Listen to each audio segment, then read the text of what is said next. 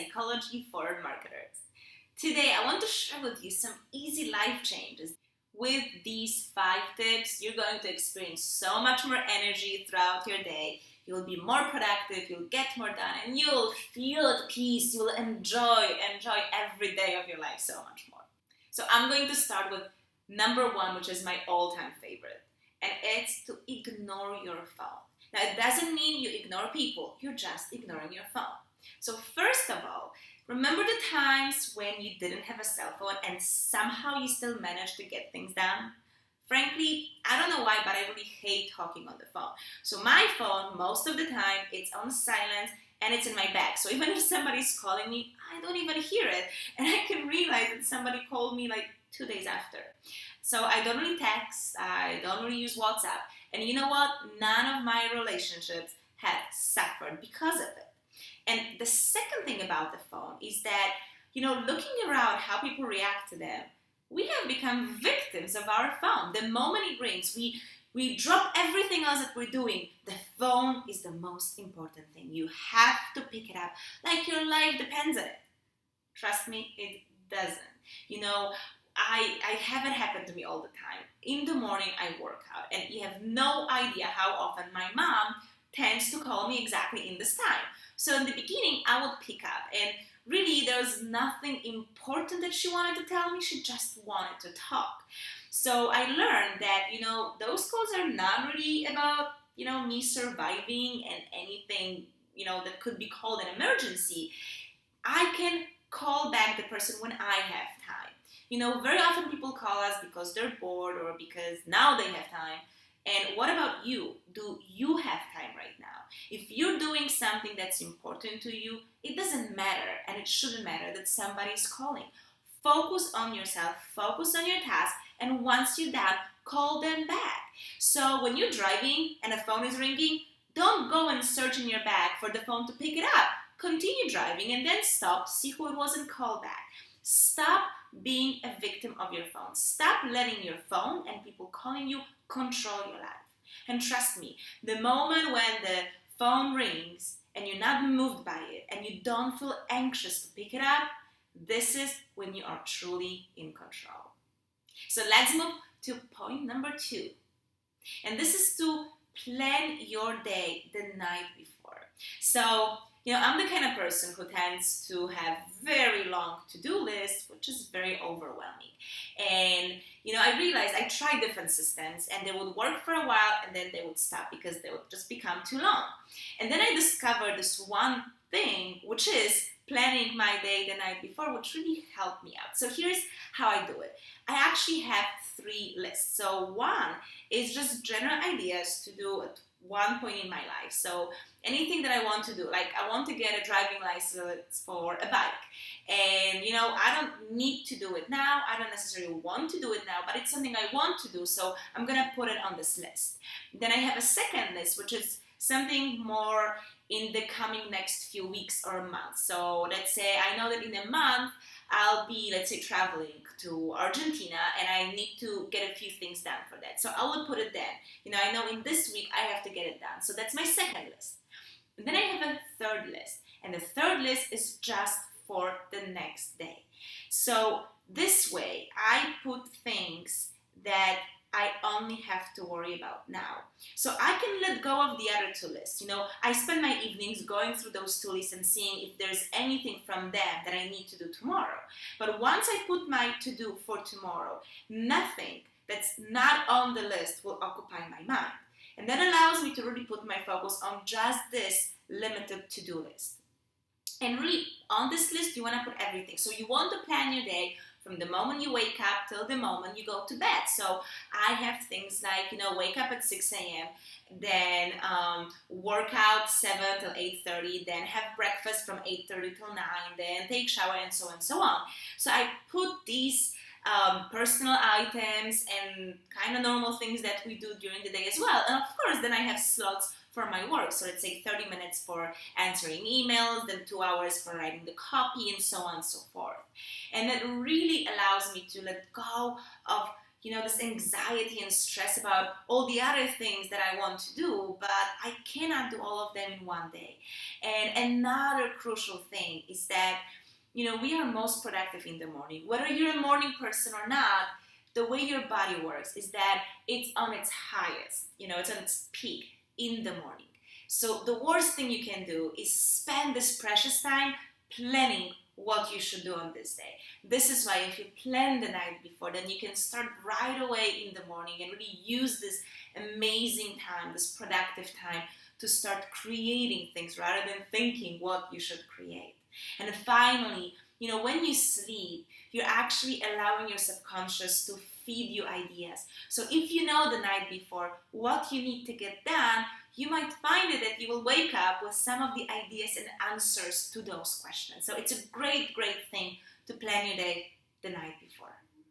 Number 3, it's to delegate. Look, if you're like me that you want to get everything done by yourself, because this way you know exactly how it's going to be done and you know it's going to be done well. And then there are things that we don't want to share. So for example, psychology for marketers, for about first 2 years, I felt like it's only mine. I want to own it fully. I don't want to share with anybody else. But frankly, that cost me a lot. So learn to delegate.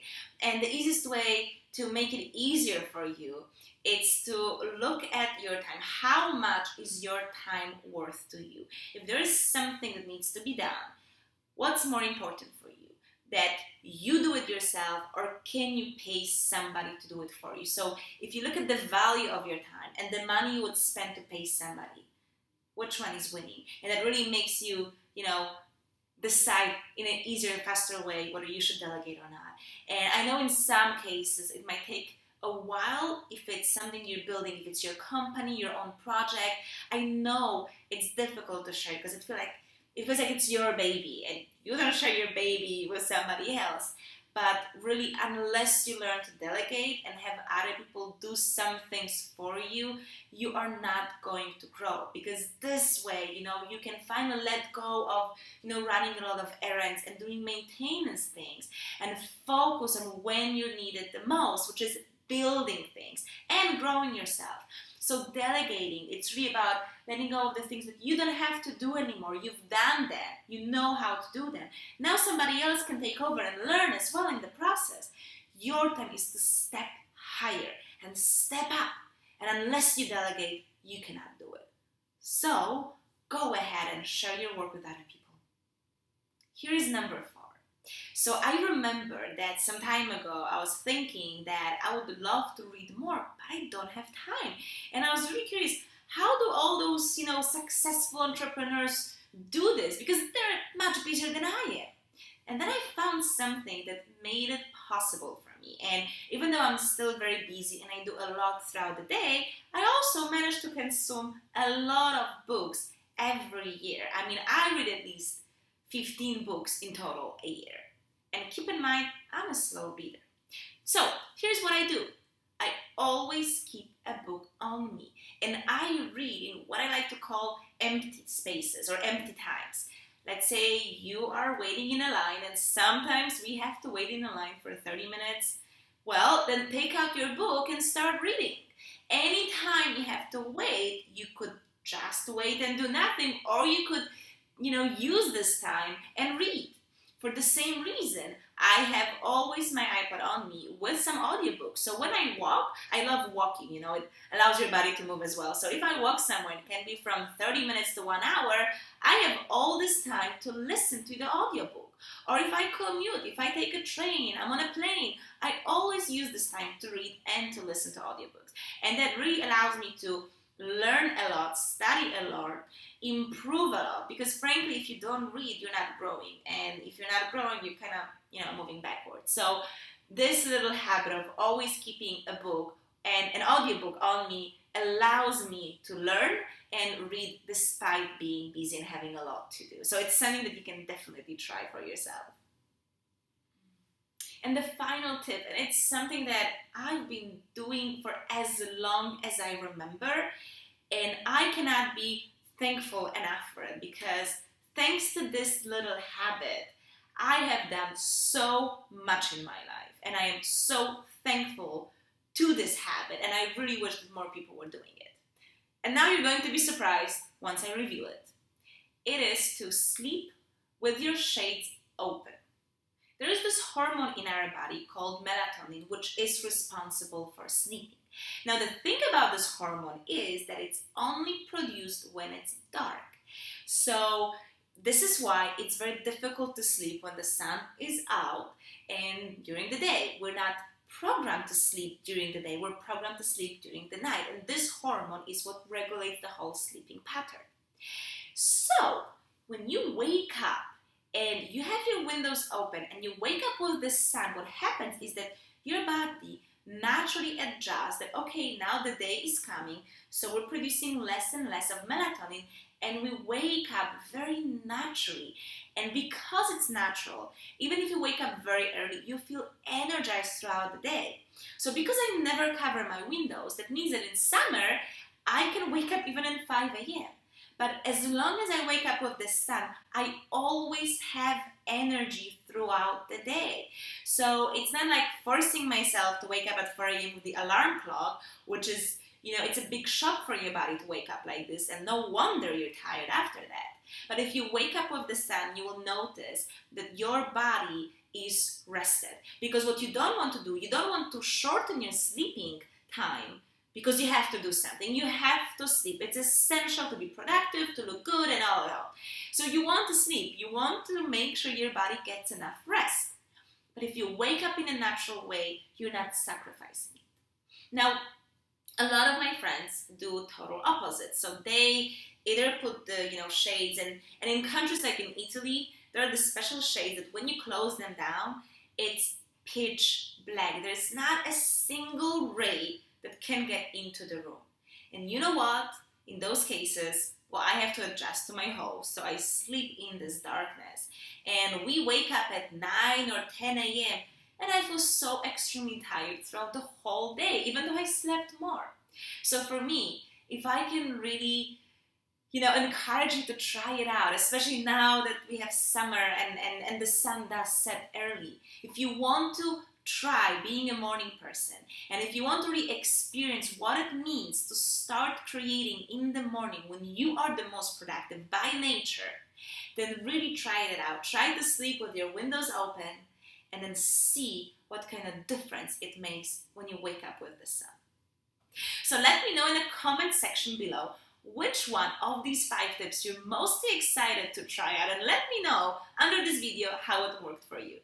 And if you like this video, please like it. Just click on the little Facebook like button and share it with your friends. Share it on Facebook, email it.